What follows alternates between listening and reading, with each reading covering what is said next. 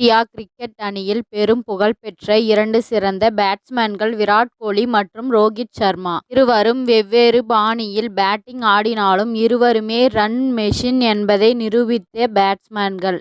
இவர்கள் இருவருக்கும் இடையிலான என்ன வித்தியாசம் என அவர்களுடன் நீண்ட காலமாக ஒரே அணியில் ஆடி வரும் முகமது ஷமி ஒரு பேட்டியில் கூறியிருக்கிறார். அதில் விராட் கோலியை விட எந்த வகையில் ரோகித் சர்மா வேறுபடுகிறார் என்பதை ஒரே வார்த்தையில் தெளிவாக சுட்டிக்காட்டியிருக்கிறார் முகமது ஷமி.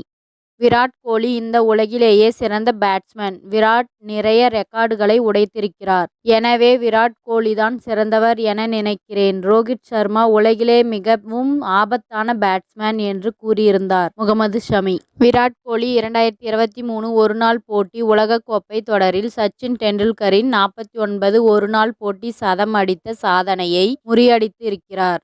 50 ஒருநாள் போட்டி சதம் அடித்த முதல் வீரர் என்ற பெருமையை பெற்றார் அவர்.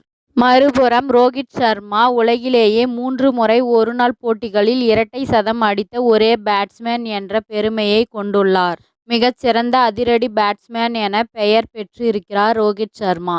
அந்த வகையில் விராட் கோலி, ரோகித் சர்மா என இருவரையும் விட்டுக் கொடுக்காமல் பேசி சமாளித்து இருக்கிறார் முகமது ஷமி. தற்போது நடந்து வரும் இங்கிலாந்து டெஸ்ட் தொடரில் முகமது ஷமி காயம் காரணமாக பங்கேற்கவில்லை என்பது குறிப்பிடத்தக்கது. இத்துடன் இந்த செய்தி முடிவடைகிறது. நன்றி, வணக்கம். மீண்டும் அடுத்த வீடியோவில் சந்திப்போம். மேலும் இது போன்ற சுவாரஸ்யமான செய்திகளை உடனுக்குடன் தெரிந்து கொள்ள தமிழ் சிறை சேனலை சப்ஸ்கிரைப் பண்ணுங்க, பெல் ஐகானை கிளிக் பண்ணுங்க.